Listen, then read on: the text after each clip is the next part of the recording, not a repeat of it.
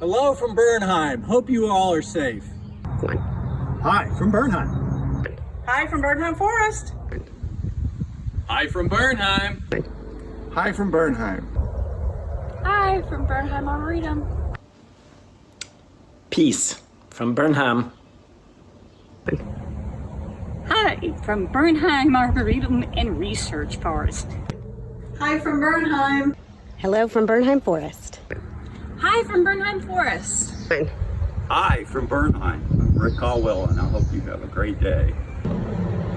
Hello from Bernheim. Hey from Bernheim. Good afternoon. I'm Richard Duran, the Association's Marketing and Communications Manager.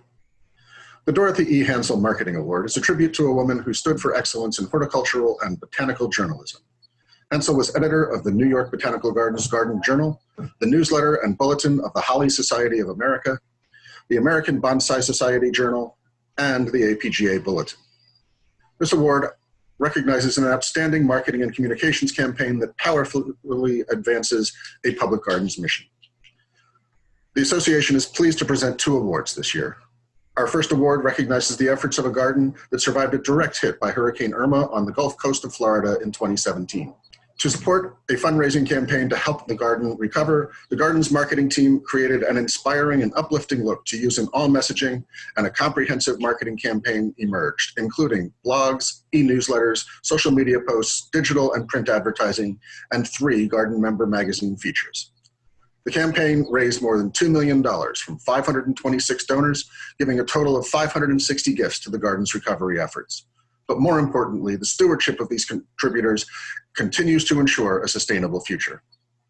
The association is proud to present the Dorothy E. Hansel Marketing Award to Naples Botanical Gardens Replant and Regrow campaign.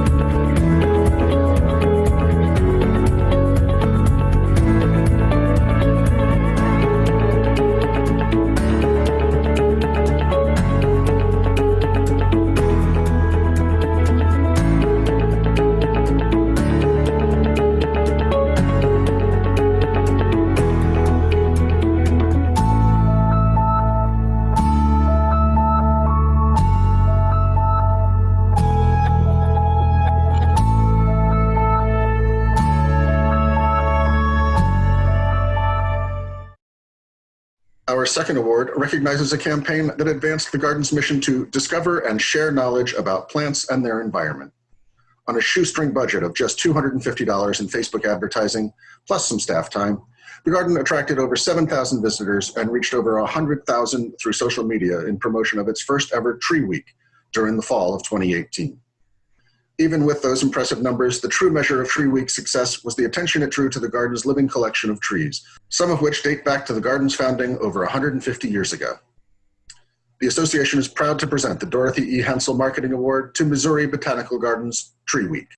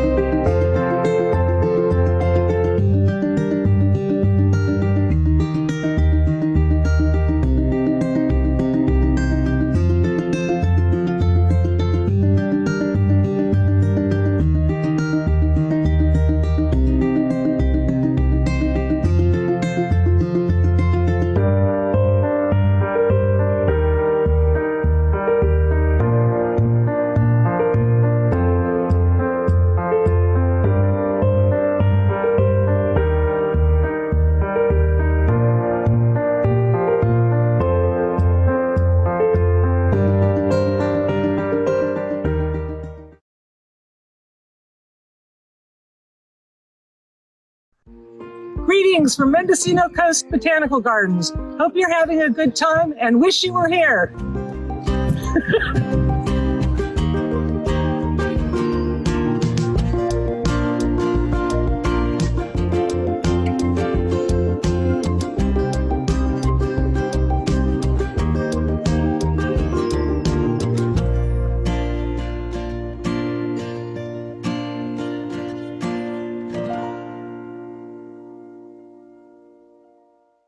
Hello, everyone. I'm Jamie Riccio, Member Development Manager at the American Public Gardens Association, and I will be your staff representative during this virtual conference session. Before we begin, here are a couple of tips to get the most out of your virtual conference experience. First, if you are experiencing poor video or audio quality, we suggest closing other programs on your computer, especially other browser tabs. Your inbox will still be there at the end of the session, I promise. If you have any other problems or questions, association staff are available to help.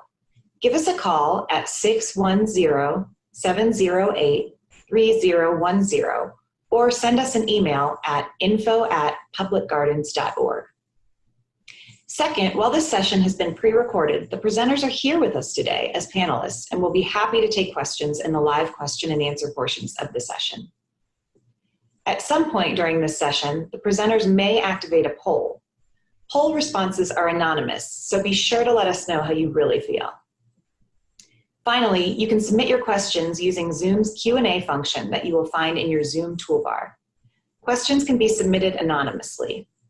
You can also upvote other questions to indicate you would like to hear them answered. We will try to answer as many questions as we can during the live Q&A portion of this session. Some questions may be answered directly through the Q&A feature. Thank you and enjoy today's session. Hello everyone, welcome to this amazing session of the APGA, American Public Garden Association. It's called Set It and Forget It, Automate Fundraising to Increase Engagement and Save Time. We've got some great folks with us today here. Lynn, you want to go ahead and introduce yourself? Sure. I'm Lynn Swain. I'm the Director of Development at Cornell Botanic Gardens, and I'm the garden contact for this session, and I'll be doing a case study. And with me are my colleagues who are experts in direct response fundraising, and I'll let Brandon introduce himself. Hi there, my name is Brandon Fuller, and I'm the owner of Raise the Roots, and we are a digital agency that supports nonprofit organizations, associations with all of their online engagement, online fundraising, and just in general support with their membership organizations. Great, and I'm Eric Rubin. I'm a Director West Coast for Engaging Networks. We're an online digital platform that Cornell Botanic Gardens and other organizations use for their online fundraising, email marketing, events, marketing automation, and other things.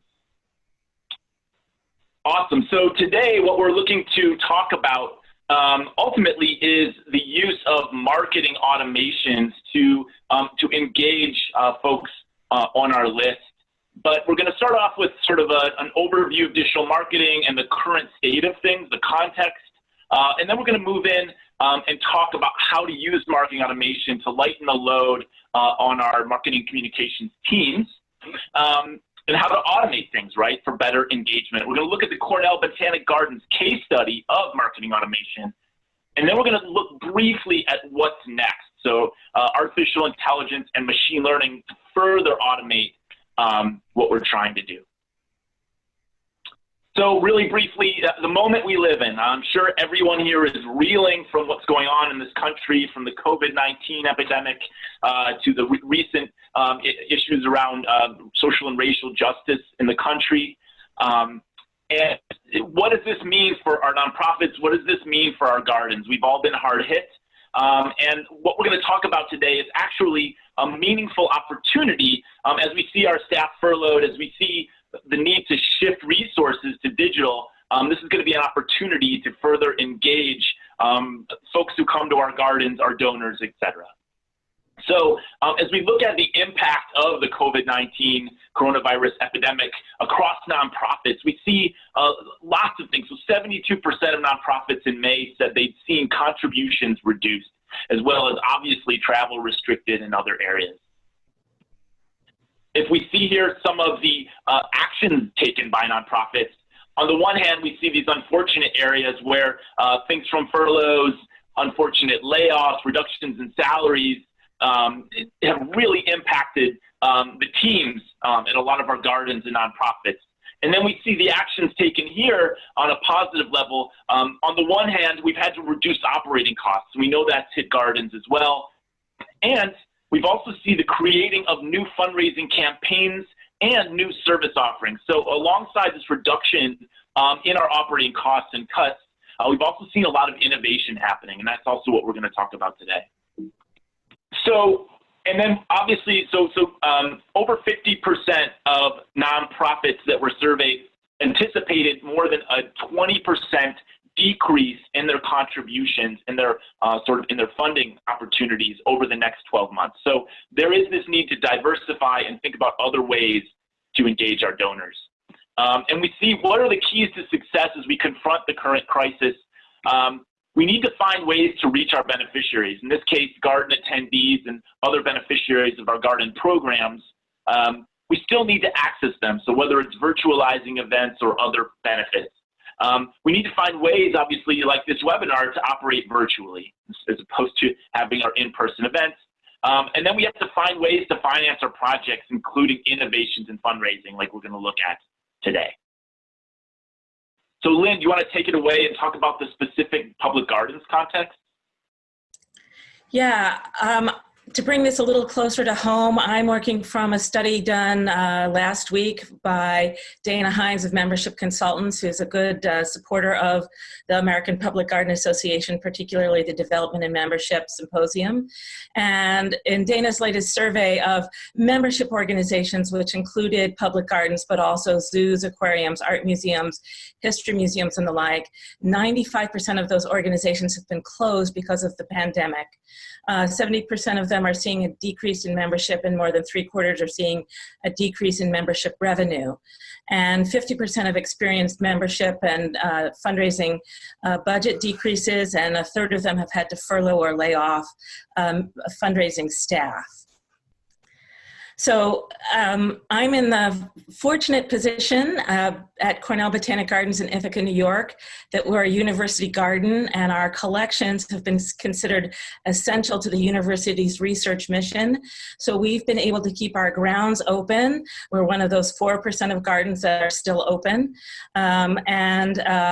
We have not yet experienced any furloughs or layoffs.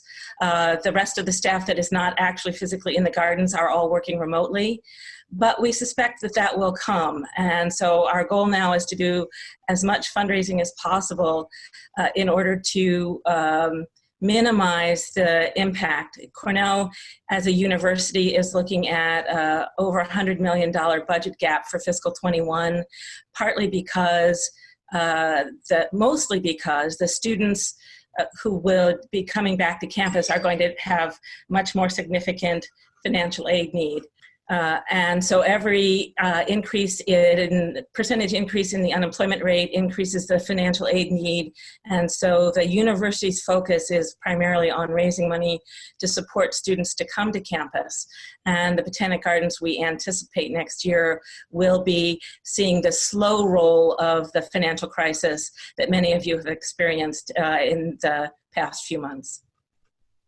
So that's a lot of the unfortunate news, but the good news is that there are tools out there that will help us make this transition to a new way of doing things, specifically utilizing online resources so that we can continue to raise money and engage with our members uninterrupted as much as possible. And here we just want to talk about some of the benefits if you're still on the fence about committing to a full digital transition or incorporating more digital into your work. Here are some of the benefits of doing that. You can send messages at a higher frequency. So if you're doing mostly direct mail, obviously that's something that you're planning far in advance, whereas here you can send fundraising appeals, membership renewals, and other messages to your supporters and your members on a more frequent basis. You also have instant access to donor behavior, so you can instantly find out, did somebody donate, rather than waiting for a check to arrive in the mail. You can segment your list and do more personalization. So if you've surveyed your members or your supporters and you've asked them, what is their favorite thing about the garden? What is their favorite part of the country? What's their favorite season? Any kind of information like that, you can then personalize their messaging. You can personalize the appearance of their emails, all sorts of fun stuff that you couldn't do otherwise as easily with mail. It's nimble and immediate. So if something arises, whether it's something in the news or in the world we're living in now, it seems like there's something new every single day. So it allows you to immediately respond to what's happening, to send an email out and let your members know.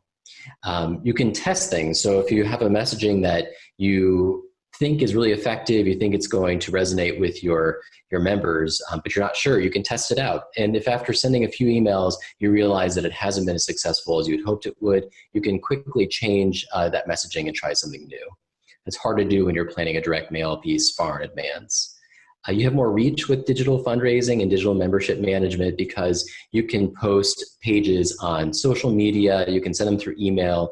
There are a lot more options about how to distribute that. That also means that you can reach different generations and people who may not necessarily respond to direct mail.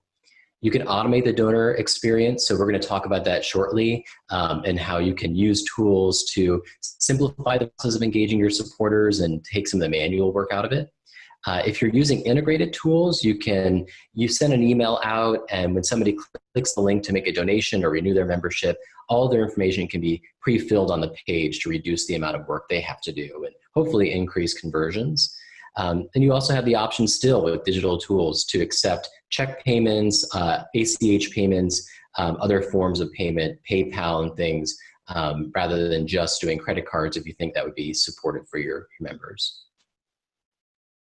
So let's just get a sense of where things stand in the digital world, sort of the trends that are out there right now.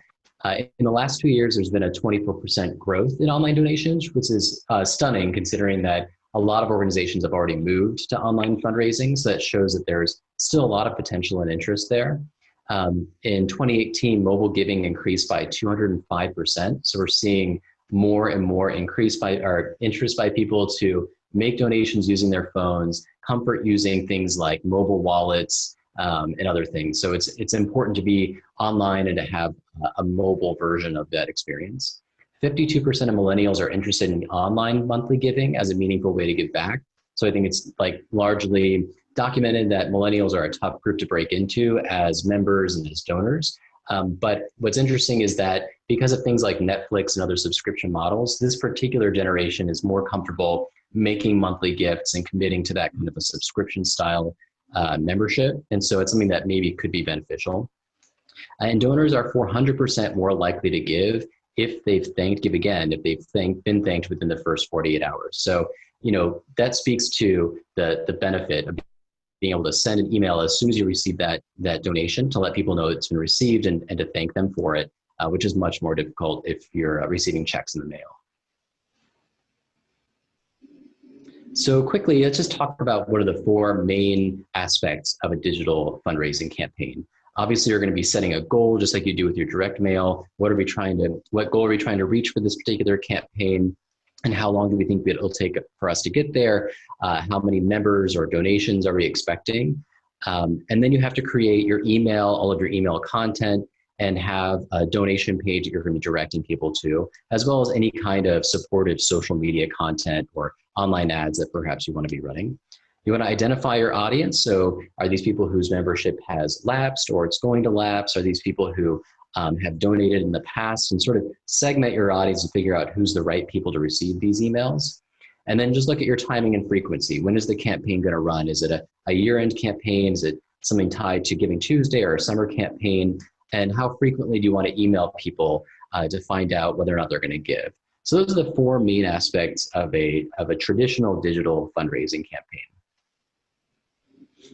And so one of the things we want to talk about is, in addition to doing that style of a traditional digital campaign, there are tools out there, and this really you're looking at here are screenshots of Engaging Networks, which is the tool that Eric supports and several of the groups that I work with also use. And they have automated tools built into it so that if you created this digital campaign, you can really create a system that allows you to send emails on to a targeted audience on a particular frequency, and it will automatically decide if somebody's made a donation, you can take them off that journey. If they haven't, they can receive the reminder email within a certain period of time. So once you set this up, you can just step away and it will do all that manual work that is difficult when you have a tight staff or when people are distributed the way they are now.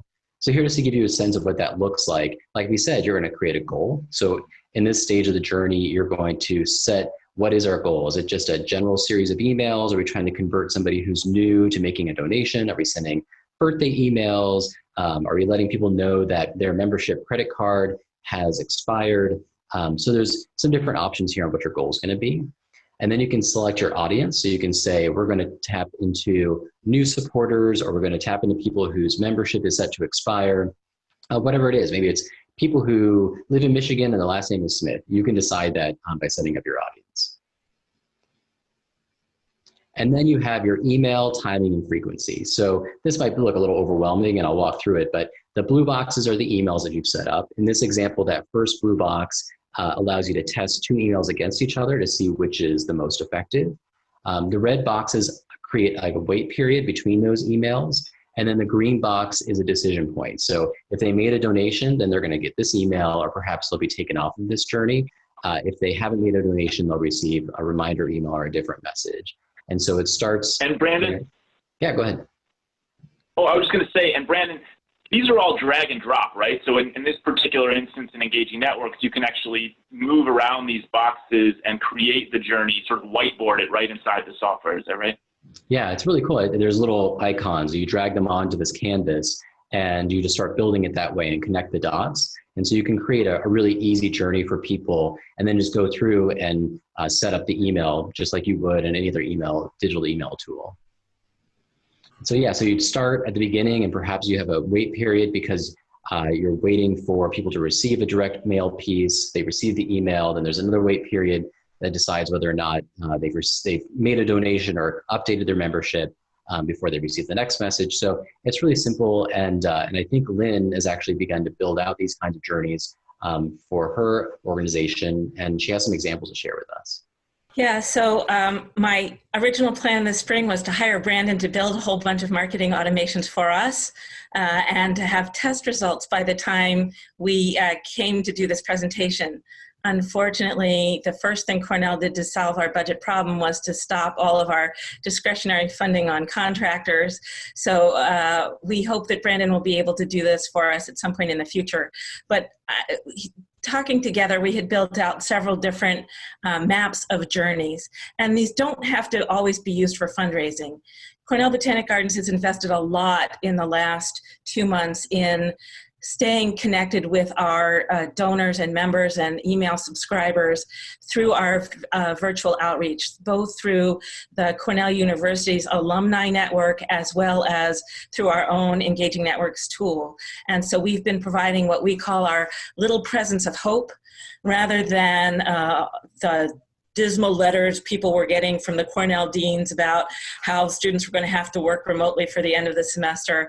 We talked about spring coming to the gardens, the fact that gardens can be a place of renewal and benefit for your mental health, and talked about our collections and what's in bloom for those people to visit us virtually rather than in person. And so one of the things that we've set up is, or will set up, is an automated journey for our newsletter subscribers.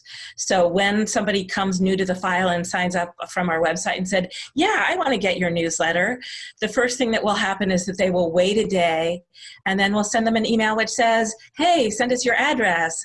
And I expect that we'll have various rotating premiums that we would mail people as an incentive for them to give us their address, so that then we can build our house file of addresses and be able to use that for direct mail in the future. Then it would wait another day and it would send them a little, kind of introduction to Cornell Botanic Gardens, so that regardless of what time of year or where we are in our general email cycle, they'll have that background information on what it's like to be, what Cornell Botanic Gardens is, what our mission is, and what we do.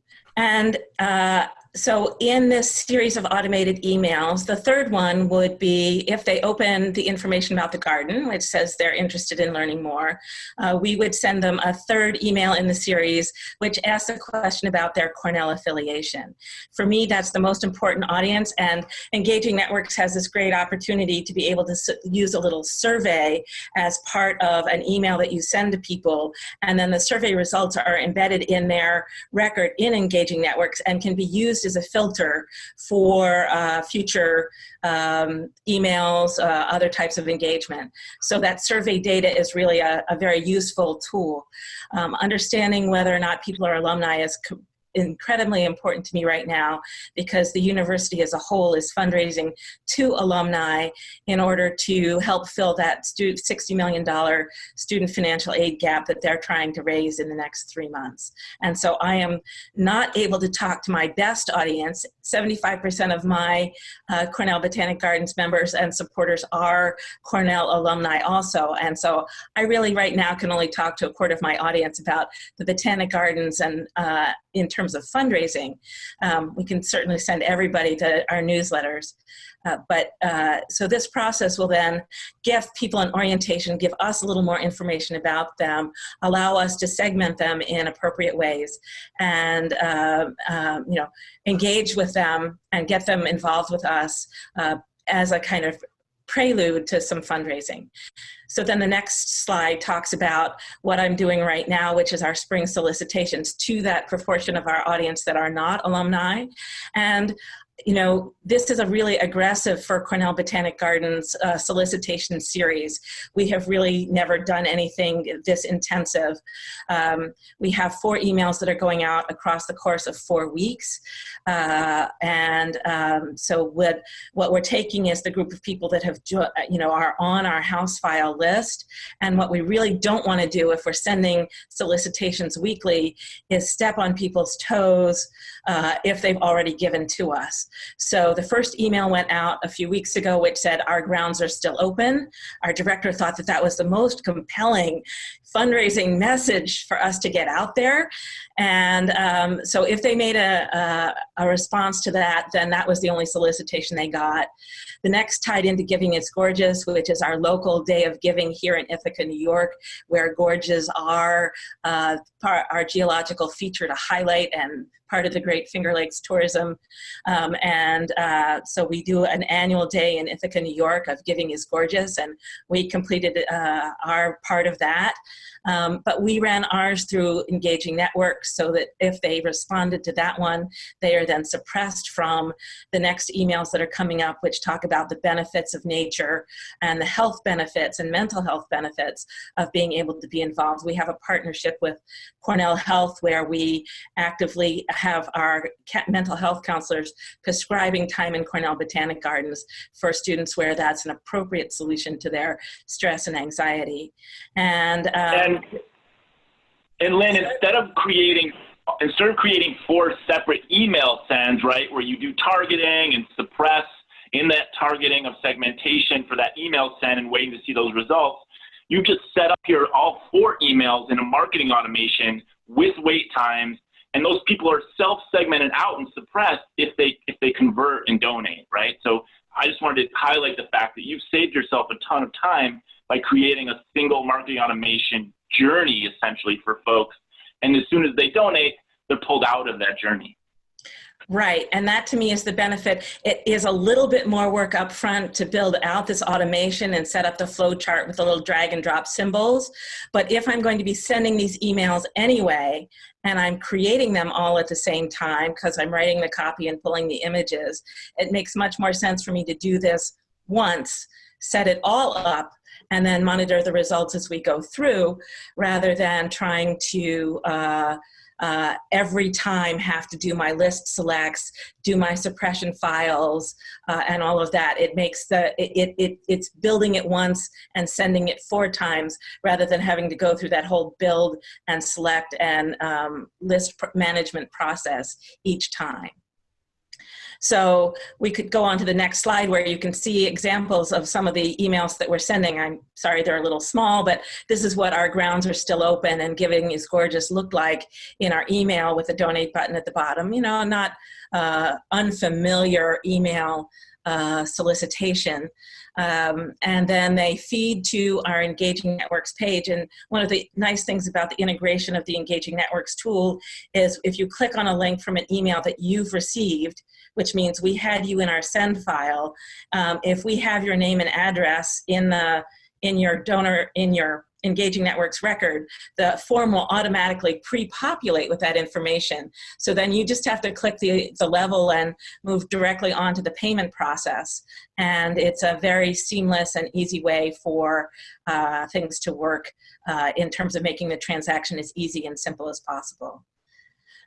And then on the next slide is the next marketing automation I want to build out, which is talking about our membership renewals. Right now, the way you get a renewal reminder to Cornell Botanic Gardens is you get one email when my assistant has time and remembers to send it to you. It's not a very effective way to keep our retention rates high. But you know, in a small shop with just the two of us, that's been the way it works. So the next thing I hope to build out is a query that would start each month with going through and searching people whose expire date is coming up. That's the supporter query match, or who will be expiring 1 month from now.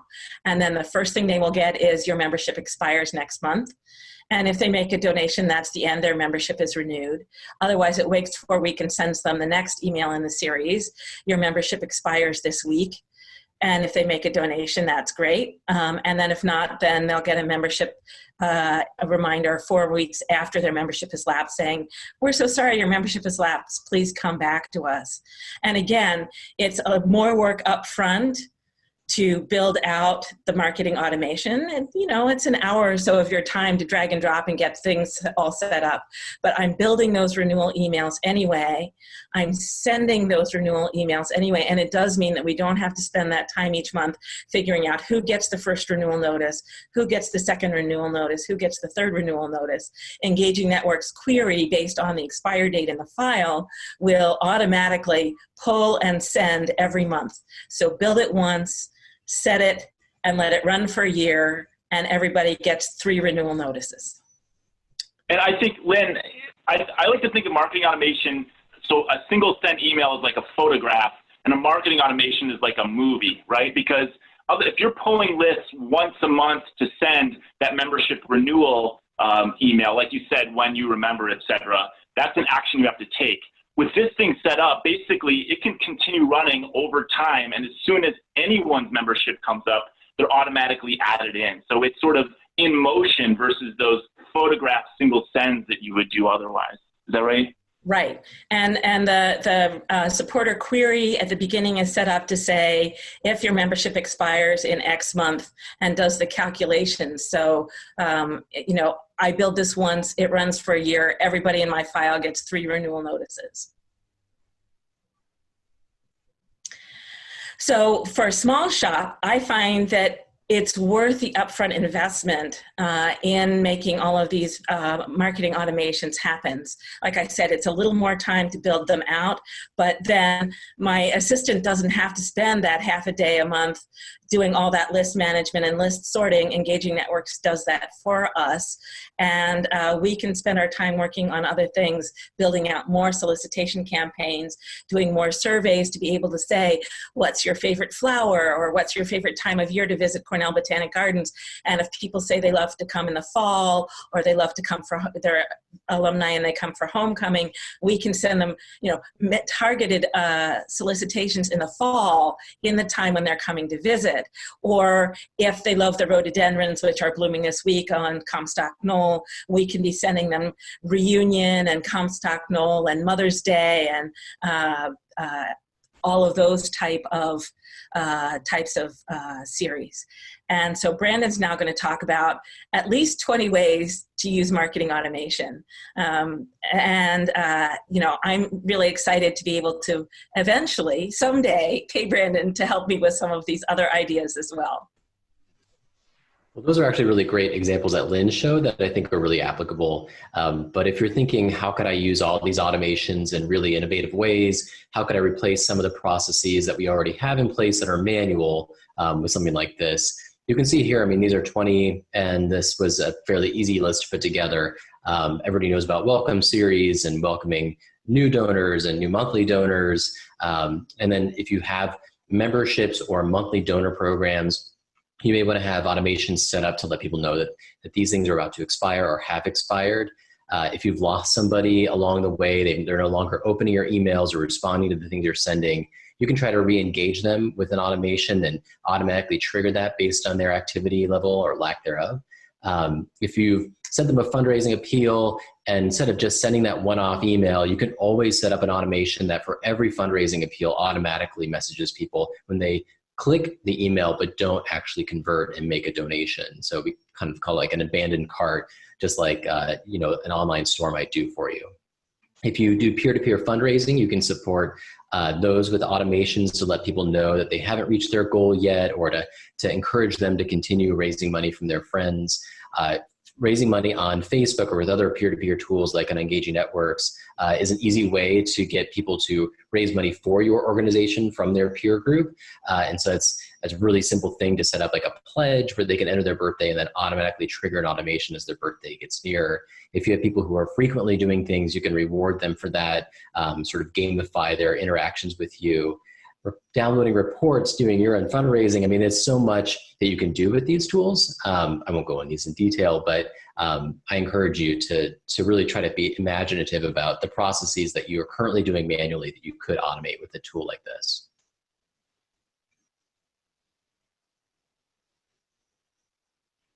All right, so thank you so much, Brandon and Lynn, for those awesome examples. And obviously, we're talking a lot about Engaging Networks tools. There are other tools on the market that do marketing automation. It's definitely something that is out there. I'm going to talk briefly about kind of what's next in this world of automation, AI, machine learning. We hear those terms all the time. What do they mean?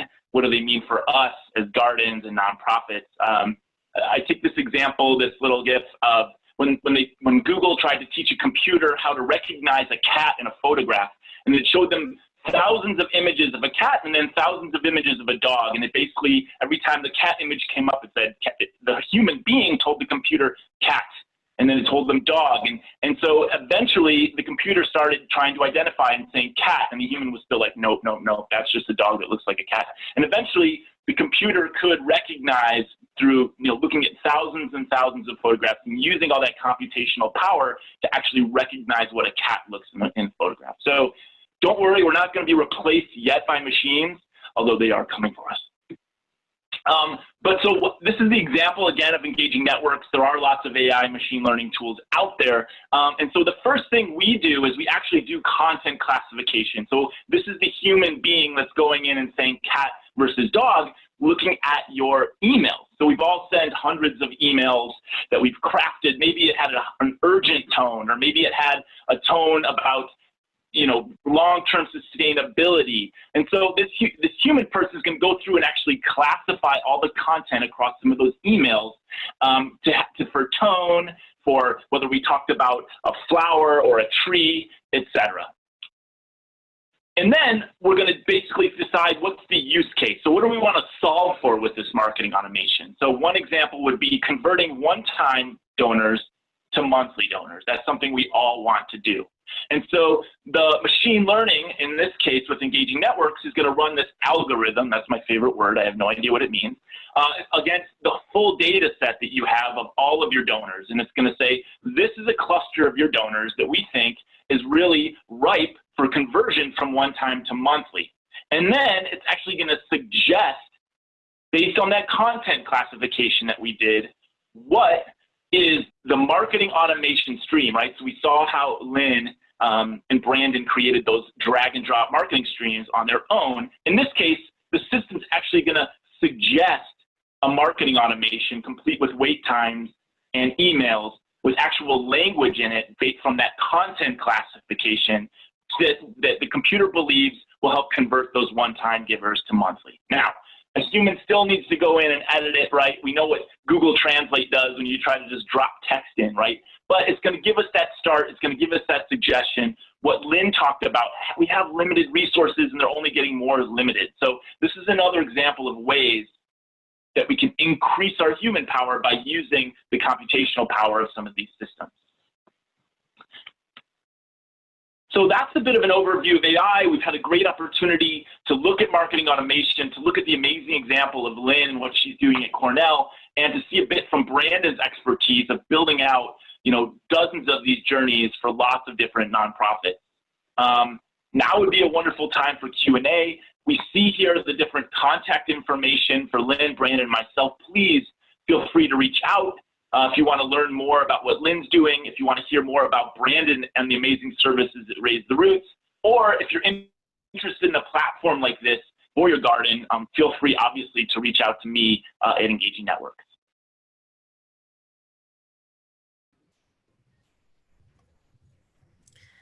Hello, everyone. This is Lynn, and I think Brandon will be with us. There he is.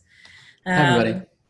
Unfortunately, Eric has a conflict and is not able to join us to answer specifics about Engaging Networks, but since that was Brandon's former employer, my guess is he may be able to dive into some of the technical questions too. I'll kick off with answering a couple of the questions that are in the Q&A, and if you have more for us, please be sure to type them in the Q&A. That's where we'll be monitoring. So somebody wanted to know what was my fundraising software and does this marketing automation concept work in Altru? And I'll give you a little bit of my background. I worked as the membership and annual fund director at the Cornell Lab of Ornithology, which has about 1 million people in their house file and 120,000 members. And we there used Razor's Edge and integrated it with Engaging Networks to do our online fundraising. At Cornell Botanic Gardens in a shop with 1,500 members. I think I'm probably Engaging Network's smallest client these days. And I am forced to work with PeopleSoft, which is the university's fundraising database of record, also their student registration system, and it is not particularly satisfactory for botanic gardens or membership organizations because there's nowhere to put an expire date in PeopleSoft, period. So I'm creating this integration now between Engaging Networks directly to PeopleSoft and using Engaging Networks to store all my membership expire data and all of the things that we need to do membership analytics, retention rate, length of time on file, that type of thing, through Engaging Networks. It's not perfect. It's really designed to be an automated marketing tool and not a membership functionality, but I'm making it work for me. I haven't been a Blackbaud client in the last 3 years, but my impression is that Altru and some of the other fundraising CRMs have been adding marketing automation features in order to keep up with companies that are industry leaders like Engaging Networks. And so that if you explore with your software consultant, and if they don't have it, start lobbying for it, because our larger competitors, my experience is in the environmental space, our larger competitors at World Wildlife Fund, Defenders of Wildlife, the Nature Conservancy, all of the major national nonprofits have invested in software like this and are using these tools and will outcompete us little gardens if we don't find a way to lobby our vendors to make it affordable and make the tools accessible to us too. And it does look like you can merge Altru with Blackbaud Marketing and use the two together in order to build out automations in the Blackbaud marketing tool, which is an email marketing tool. So they do work hand in hand because they're both owned by Blackbaud. But yes, Engaging Networks was the version of the software that we were showing. And its automation tools are very straightforward and easy to use. They do have a membership module, which you can leverage, but obviously that relies on having the membership dates, which is obviously a challenge at Cornell right now. So just kind of going through the questions, we did show some stats about fundraising and digital fundraising specifically, and Michelle asked whether or not that was specific to the gardens industry. That was the nonprofit sector, so it wasn't specifically for gardens. And somebody was asking about whether or not you're able to ask your donors to increase by a certain amount and whether that's built into the program. That is certainly a feature that as you're building out your email content, you can put in a variable or conditional field. If they gave it this level last year, increase the content in the email request to a higher level for the upcoming year. So it takes a little bit of logic and understanding what the field names are called to be able to put that type of conditional request in your email. But almost all email functionalities have that conditionality feature built in, so you can increase your ask and not just ask them to repeat what they've done. Yeah, and in the nonprofit digital world, that's referred to as next suggested gift. And you look at sort of two things. You have the highest previous contribution, how much they've given previously, and then what their next suggested gift should be. And this is also common in direct mail world, but you just create some formulas that say if somebody's given between $1 and $100, maybe we'll suggest they give 50% more, 35% more, and then you create these ranges. Engage Networks has that functionality. I know that Blackbaud and Luminate have that functionality as well. But it's something that you could totally leverage. And if you don't even want to go that sophisticated, you could break your donors and your members into categories based on the range that they've given and simply ask them to give a specific amount. So if you said donors who've given between $1 and $50, we're going to ask them to give 50. So if we max out what we think they're capable of giving in that category and then just keep working up from there. So if you were doing that, Brandon, you'd be asking people you'd be on the back end creating 4 or 5 different emails based on the levels, and your query selection would be based on their previous contribution. Exactly, yep. Okay. Yeah. Especially if you have a different database where you store fundraising transactions, you could do some of that segmentation work there and then set up your emails appropriately. Catherine asks a really important question, which is, do we have suggestions on the best way to get members to share a new email address, or if they haven't provided an email? And, you know, I'm of the generation where I'm old fashioned, and I also look at my donors who, although in the last 15 years that I've been a fundraiser, have aged into being more digitally literate. There's still a good proportion of my file which is not on email. We have emails in our total house file for about 7,500 people. We have 1,500 members, but we only have emails for about 1,000 of our 1,500 members. So that's 2/3. That means that there's still 1/3 of my members that the only way I can talk to them is through their postal address. And so I'm always trying to create a campaign that involves mail as well as email. It's harder these days. Cornell, in its panic at the end of March, said, we are not mailing anybody anything. All of your receipts, all of your tax acknowledgments are going out digitally. And I said, but what about those people that don't have digital? 3 months later, they're now figuring that people are less afraid of their mail than they were when less was known about how the coronavirus spreads. But that's still a concern. So we have switched to sending automated receipts for as much as possible, and we'll be mailing membership cards. Hopefully next month we'll be allowed back into our office to mail out membership cards to those folks who want them. So trying to figure out how you capture new emails is a complicated process, and Brandon perhaps can talk about some of the strategies you can put into place on your website, or other ways that you can generate email, perhaps doing petitions or something through a company that does email collection for you. And I'll let Brandon talk more about that. Yeah, it's a really good question. I think for people who you don't have an email address for, obviously the goal is in your direct mail pieces to include a URL for people to donate online so that you can gradually push them to that option, but also to include in the return card a space for email address so you can begin to collect it there. For people who you have their email address and they're just no longer being responsive, I think it's important to have a process for trying to re-engage those people before you've completely lost them. So if you're starting to see that they're opening fewer and fewer emails, some of these systems have scores that get assigned to people, like an engagement score, so you can say, this person is falling off, let's send them an email. And generally I find that surveys are the best way to re-engage people. People love to talk about themselves. And that might be a good place where you can include a secondary email address line, so that if people prefer to use a work email address, or maybe they're giving up on an email address that's become sort of a junk folder, they could enter that email address there. I think, even on your donation forms and other places, you could add a secondary email address field, so that as people start to fall off, you could look to see if that might be an alternative.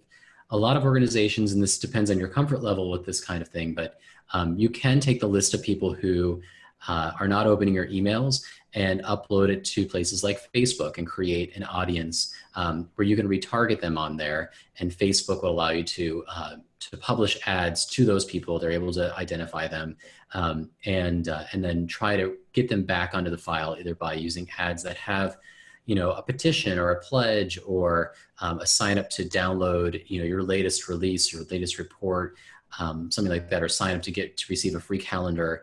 To try to get them back to give you their email address and start opening your messages again. So that's a retargeting strategy, and that's always an option as well. Okay, so let's see here. We have some other questions. Vivian asked you, Brandon, because this was your stat, what percentage of contributors are likely to give if an email thanks them within 48 hours of giving online? As I recall, it's fourfold. But yeah, it's much, much higher. I'll have to look it up because I don't remember actually off the top of my head. But definitely, in addition to having like a thank you email that goes out to them, giving them the opportunity to share with their friends that they've donated to your garden is also a great way of building in that loyalty. So asking them to share on Facebook and Twitter what they gave, and encouraging their friends to give as well. And always acknowledging people as in their status as a member or a donor when you're sending them emails is a way to continue building that relationship. A lot of times if somebody's new, one of these automations that you could build is a new donor, a new member welcome series that includes a very simple survey that kind of helps to build that relationship, where you can ask them, what is it particularly that they love about the garden? Are there particular species of plants or other things that they love? Are they gardeners themselves? And just giving them an opportunity to start to build that relationship with you. Heidi asked a really complicated question, which is, what is a reasonable budget for automation services? And that's going to be so dependent on your individual garden size and what your technology that you've invested in so far is. I found at the lab of ornithology, when I was running a much larger program, that we were spending on digital marketing, advertising, automation, because that was just a feature of one of the software programs that we were investing in. Probably half or 2/3 of what we were spending on our direct mail campaigns. And over time that shifted. When I started there, 2/3 of the lab's members, we only had email for 1/3 of the lab members. When I left 5 years later, we had email for 85% of the file, and it had grown from 200,000 to 1 million people on the file. So for us, we very carefully invested in Google paid ads and a lot of search terms in order to get people to look at the #1 bird research institute in the world. Then we had all kinds of features installed in our website to capture an email from the 16 million unique visitors to our website to convert them into an email capture. And then from there, we had a very specific automated email ways to engage them through the newsletters and that type of thing, through surveys and so forth, and then an automated solicitation system so that we could start converting them into dollars. And we knew how much we were willing to pay on a Google ad for email capture. We had done the calculations at all those points. And so for us, investing in our digital program at the same rate we were investing in our direct mail program was really paying off. you know, you don't want to shortchange yourself on this, because especially in the next, I suspect, year to 2 years, digital is going to become the primary way that we interact with our donors, and as we interact with everybody from our homes through the internet to our people. So so that's it's hard to say. Brandon, maybe you have some better advice. Cash dollars is going to be so variable depending on your overall institution's budget size, but perhaps percentages, you have some ideas. Yeah, that number is hard. I would say that outside of the cost of the actual platform itself, that if you're looking to set something like this up where you would hire somebody to help actually implement the automations, I would expect anywhere from maybe $5,000 to $20,000 for, and that depends on the number of automations you're building, and also if the content is going to be written by your staff or if it needs to be developed by whoever you're hiring to do this work. But you know, if you're looking at building out just a few automations and you're going to be providing the content, that will help keep your costs lower. But if you're going to need email content, a lot of pages, things like surveys and donation pages created, and you're doing several of these automations, that obviously is going to kick the price up a little bit higher. But yeah, I would say that if you're budgeting, that's kind of the range I'd be looking at. And I will say that I have found the time at home to invest in a lot of the content development that I had hoped to hire Brandon for. I have not yet built out all of the automations that you saw on the screen. I'm running into some technical challenges converting our Shadow FileMaker Pro membership database into engaging networks to make that membership renewal series hum along smoothly. But the bulk of the work in developing the automation is in developing the conceptual thread of the email content that they will move through, and developing and laying out the emails themselves. That's 85% of the work. The other 15 or less is setting up the drag and drop and actually getting the automation itself to run. You need to monitor it when you're getting started, just the way you would with your email responses, to make sure that everything's functioning properly. But the overlay of automation on top of your email marketing is a relatively small percentage.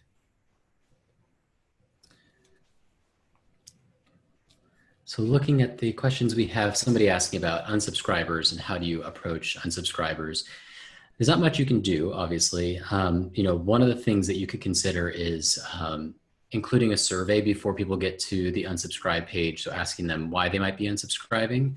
And then once they've submitted that survey, taking them to the unsubscribe page itself.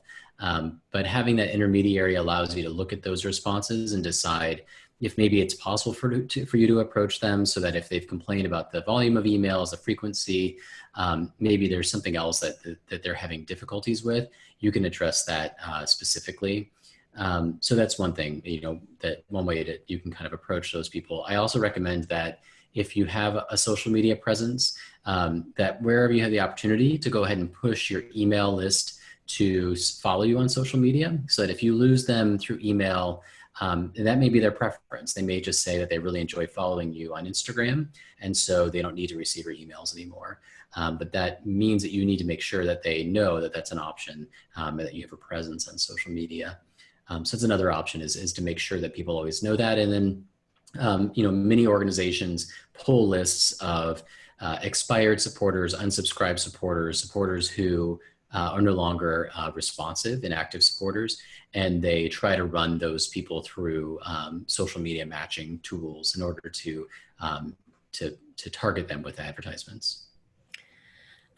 I would step in to say that I was on a session yesterday sponsored by the Association of Museum Membership Managers.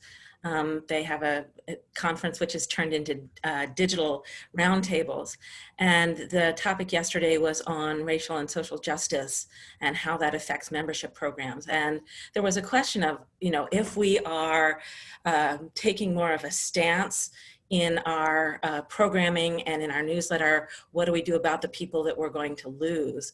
And the consensus was that, you know, if it's within your mission to be taking that kind of stance, you need to understand that there are going to be some people who will not follow you into that part of your mission, and to just be content to let them go. And I guess I would say that, you know, my interaction with nonprofits through my life, there are some that I'm very active with for a period of time, and then I move, or my focus changes. You know, my kids are not in elementary school anymore. I'm not a Children's Museum member any longer.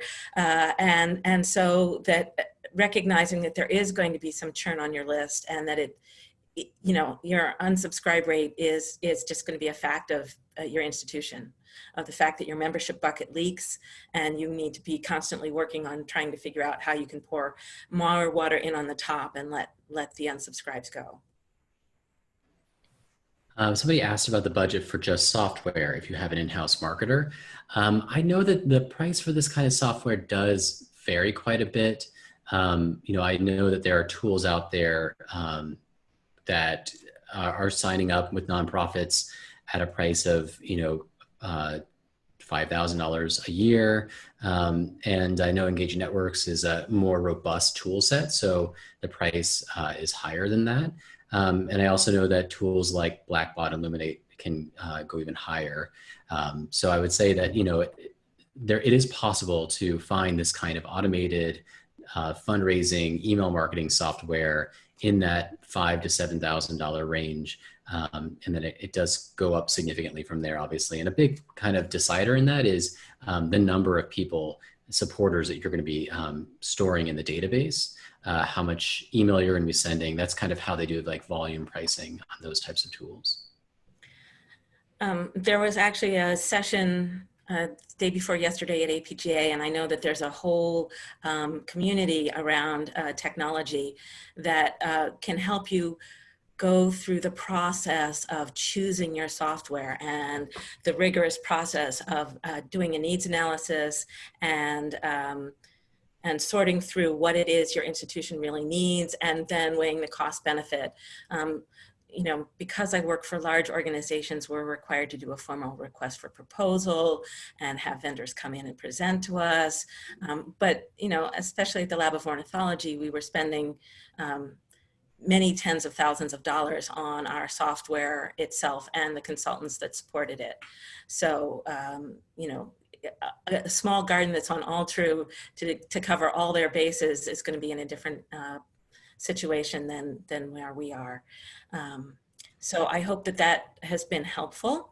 I think that we have answered most of the questions, and I just want to thank Brandon for bringing his larger nonprofit perspective to the gardens world today, to be able to pique some people's curiosity about tools that are out there in the marketplace. Yes, and thank you everybody for attending. It was really well attended, a lot of great questions.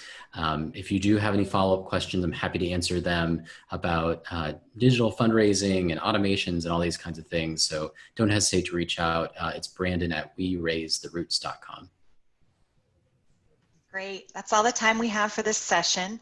If you'd like to keep the discussion going, please click the Live Discussions tab on the conference website and start a topic. We'd like to thank all of our presenters for a great session, and just a reminder that today's session qualifies for 1 CFRE credit hour. At 3:20 Eastern, you'll have the difficult choice between 3 more wonderful concurrent sessions before we wrap up the day with a special session at 4 p.m. Eastern, and finally our virtual conference send-off at 4:45. Thanks again for attending, and we'll see you at the next session.